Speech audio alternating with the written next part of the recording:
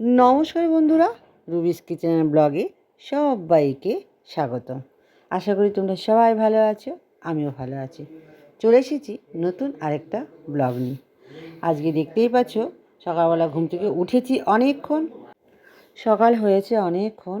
তো যেহেতু আজকে আমাদের বাড়িতে একটা অনুষ্ঠান আছে, মানে আন্নার হাজব্যান্ডের আজকে বাৎসরিক কাজ, আমাকে যেতে হবে। কিন্তু এদিকে দেখছি আমার হাজব্যান্ডের প্রচুর জ্বর, খুব শরীর খারাপ। তো উনি বাজার যেতে পারবে না, তো আমাকেই যেতে হবে। আবার বিকেলবেলা ওনাকে নিয়ে ডাক্তারখানায় যাব। তো আমার দুই দিকে প্রচণ্ড চাপ হয়ে গেছে, আর সংসারে প্রচুর কাজ, এইদিকে আবার পাপিয়াও আসবে না। তো সকাল হয়েছে অনেকক্ষণ, সমস্ত কাজ সেরে স্নান করে পুজো দিয়ে চলে এসেছি বাজারে। বাজারে কেন এসেছি? আমাদের বিড়ালেদের জন্য, আমার বিস্কুটের জন্য মাছ নিতে হবে। বাড়িতে যাব, মাছ নিয়ে মাছ ধোবো, সেদ্ধ করবো, ভাত বসাবো, ওদের খেতে দেবো, তারপরে যাব আন্নার বাড়িতে। তার আগে সকালে ব্রেকফাস্টটাও রেডি করেছি। সকালে রুটি আলু ভাজা করেছিলাম, ওরা খাবে বললো।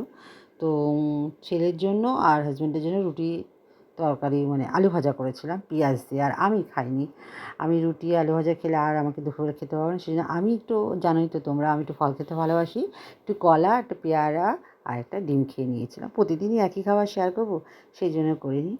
তো তারপরে চলে এসেছি রেডি হয়ে একদম আন্নাদের বাড়িতে। চলো, আর এই দেখো একদম রেডি হয়ে নিয়েছি।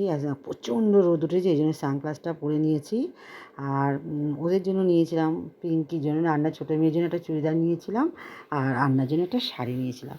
আমি এসব গিফট দেখাই না, আমার মোটেই ভালো লাগে না, এগুলো ব্যক্তিগত ব্যাপার, সেই জন্যই গিফটগুলো আমি দেখাইনি। আর এখন ঢুকে যাচ্ছে আন্নাদের বাড়িতে প্রচণ্ড। আর কি এদিকে দেখো শুরু হয়ে গেছে, আমি চলে এসেছি এখানটা যেখানে বাৎসরিক কাজ হচ্ছে সেখানে। আর এই পালুদার সাথে আমার একটা ইতিহাস আছে, তো তোমাদেরকে শেয়ার করি ছোট্ট করে। তো এই দাদা না প্রচণ্ড রাগী ছিলাম, প্রথম যখন রানাঘাটে এসেছিলাম, তো এই দাদার সাথে আমার বেঁধে গিয়েছিলো কোনো একটা ব্যাপারে। তো যাই হোক, তারপরে আবার ঠিকও হয়ে গিয়েছিলো, কারণ দাদা তার নিজের ভুল বুঝতে পেরে আমাকে বলেছিল যে আপনিই ঠিক, আমি ভুল। তখন আমার আবার মিল হয়ে গেছিলো। আর ভদ্রলোক খুবই রাগী ছিল। তো যাই হোক, যেখানে উনি এখন আবার জন্ম নিক, মানুষ হয়ে ভালো থাকুক, সুস্থ থাকুক। আর আমি এদিকে আপনাদের বাড়িটা পুরো ঘুরে তোমাদেরকে দেখাচ্ছি। ওপরটা দারুণ সুন্দর করেছে, পাথরটা দিয়ে বসিয়ে দাদাই গড়ে গেছিলো, সেই দিনকে ওরা পালিশ টালিশ করে রং করে সুন্দর করে নিয়েছে। তো যাই হোক, বাড়ির গার্জিয়ান যদি বাড়ি থেকে চলে যায়, খুবই দুঃখের কথা, খারাপও লাগে। সে যেমনই হোক না কেন, সে তো একদম গার্জিয়ান ছিল তাদের। তো দাদার সাথে আমার এই জায়গায় খুব মিল ছিল, দাদার সাথে কেউ কথা বলতো না, কিন্তু আমার সঙ্গে খুব কথা হতো। আর এটা হচ্ছে দিদিরই দিদি। চলো দিদি কিছু বলো। হাই, কেমন আছো তোমরা সবাই? আমরা খুব আনন্দ করছি, আবার আনন্দের মধ্যে যাবো একটু দুঃখের। হ্যাঁ, সেটাই। আমার আজকে বোনায়ের বাৎসরিক কাজ, তো এসেছি সবাই একসাথে। হ্যাঁ, আরও একজন আছে, সুস্মিতাও আসবে এবার, একটু পরে বাদে আসছে। আর যাই হোক, সবাই তো আর সারা জীবন বাঁচে না, সবাইকে একদিন থাকতে হবে, যেতেই হবে বলো। তো এটাই হচ্ছে ভূমিতব্য। হ্যাঁ, রান্নার ঘরে সেখানে একটু বসি, আসো। আর খুব ভালো লাগছে, একদম ক্লিন, একদম। ওর এই মেঝেটা নতুন করেছে, মানে পালিশ করেছে। চলো পরে আসছে, আপনিই চলে, হ্যাঁ ভিডিওটা। চুলটা পুরো ভেজা, তাই ছেড়ে দিলাম। এখনও খাওয়া দাওয়া করিনি, আন্না আসুক একসাথে সবাই মিলে বসবো বলো। আর তো লোকজন বেশি নেই, আমরা এই কজনই আছি, আমরাই খেয়ে নেবো, কোনো অসুবিধা নেই। আর এই যে ম্যাডাম দেখি এসে নিয়েই শুয়ে পড়েছে, হ্যাঁ এসে নিয়েই শুয়ে পড়েছে। আসো দিদি, আসো বৌদি, আসো আসো। তা হচ্ছে বৌদিকে ডাকলাম, বৌদি বলতে আন্নার বৌদি, মানে আমাদেরও বৌদি। এই যে আরে আমি যদি ইয়েতে দিচ্ছি জন্ম বাধ্যতে, হ্যাঁ, তা মাদের ভাইজি বিয়ে হয়েছে, প্রচুর বিয়ে, আমাকে ম্যাডাম বলছে। তা কি বলবে? ম্যাডামই তো বলবে, কি জানি না, তারপরে ম্যাডাম বলবে না? ইয়েতে গিয়েছি, সেখানে সব ম্যাডাম কি বলে নাম ধরে রাখবে, বা নামটা হয়তো জানে না, তখন তোমাকে। দীপা, ও দীপা, তো মজা, দীপা হলে মজা করেছে। হ্যাঁ, তো চলো, এখন প্রায় 3টে বাজতে চললো, এখনও বাজেনি। ছেলেকে বললাম খেয়ে যা, তো খাবে না। আমরা এখন না, ও তো অতগুলো ডিম খেয়ে হয় নাকি অতগুলো।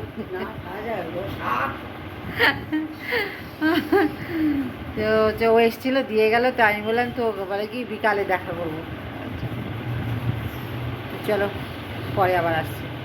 তো হচ্ছে আমরা সবাই খেতে বসে গেছি। আন্নাকে বললাম, আন্না বলে একটু পরে বসবে, আমরা বসে গেলাম। প্রায় 3:30 বাজতে চললো। তো সুস্মিতা খাওয়া হয়ে গেছে, উঠে যাচ্ছে, আর আমার একটু দেরি হবে, আমি বসে আছি। আর ও উঠে গেল, দেখো কি করবে কি নেবে নিজেই বুঝতে পারছে না, ফোন নেবে না বোতল নেবে, এই একটা হচ্ছে ওর সমস্যা। তা তাহলে ঠিক নেই। যাই হোক দিদি আমার সাথী, সবসময় সাথে থাকে, আমরা দুজনে একসঙ্গেই যাই, সবাই এখন এভাবেই চেনে আমাদেরকে। আর বাচ্চা দুটো দেখো, পুচকু দুটো বলছে আমাদের ছবি তুলে না। ওরে বাবা, বড্ড বড় হয়ে গেছে। যাই হোক, তো দেখো শাড়ি পরে নিয়েছি, এখন যাচ্ছি। তখন দেখলে আনাদা বাড়ি যাচ্ছি, আবার এখন আনাদা বাড়ি যাচ্ছি। এখন কীর্তন হবে, সেই জন্য যাচ্ছি। তো হচ্ছে একদম রেডি, কীর্তনের জন্য শাড়ি পরে দিয়েছি। চলো তোমাদের দেখাবো। ওই যে আওয়াজ শুনতে পাচ্ছ, দেখো এখানে কীর্তন হচ্ছে। আমি ভয়েসটা দিই যদি কপিরাইট আসে, সেই জন্য। তো আমার এমনি চ্যানেলটা ডিস্টার্ব করছে।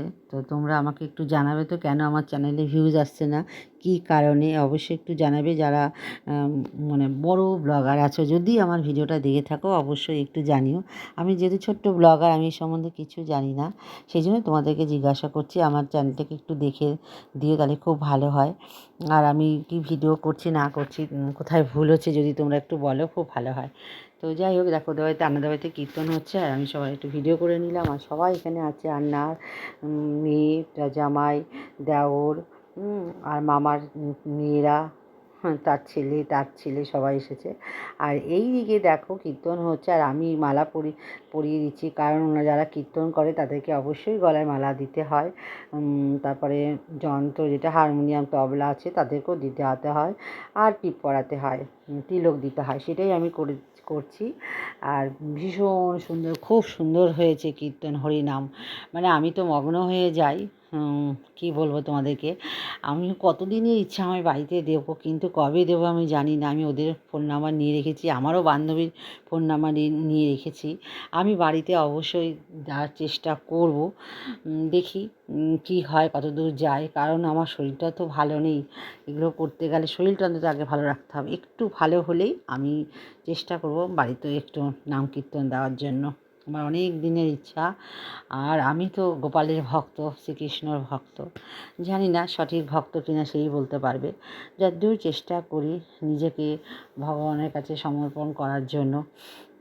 তো এই যে কথা বলতে বলতে অনেকটা সময় চলে এসেছি, আবারও রাতে, মানে আমরা সবাই এখানে বসে একটু ছবি তুলে নিচ্ছি। আর আমি তো দেখো 3বার জামা পাল্টিয়েছি, সকালে একবার, দুপুরে একবার, রাতে একবার, আবার শাড়ি পরে। আর দাদার কথা তোমাদের বললামই, যে সত্যি দাদা মানে চলে গেল, 1 বছর হয়ে গেল, এটাই ভাবা যাচ্ছে না। এটাই সবার সঙ্গে আলোচনা করছিলাম। আর রান্নার দুই দিদি এসেছিলো কাছে, তাদের সঙ্গে একটু ছবি তুলে ভিডিও করে নিলাম, আর রাতের খাবারও খেয়ে নিলাম। আর এই যে হাত না, যেটা হচ্ছে ওই দিদি হচ্ছে আমার সঙ্গে কথা বললো তখন, তার বৌমা। চলো ভিডিওটা আর বেশি দূর এগিয়ে নিতে পারবো না, আজকে এই পর্যন্ত। এখন একটু রাতে খাওয়া দাওয়াটা করে নেবো। দেখো আমি আবার চুড়িদার পাল্টিয়েছি, আমি বেশিক্ষণ শাড়ি পরে থাকতে পারি না, সেই জন্য। সবার সঙ্গে আবার দেখা হবে পরে একটি ব্লগে। সবাই ভালো থেকো, সুস্থ থেকো। খুব শিগগিরই দেখা হচ্ছে পরে একটি ব্লগে। আর ভালো লাগলে একটা লাইক, কমেন্ট, শেয়ার, সাবস্ক্রাইব করে দিও। Tata, good night.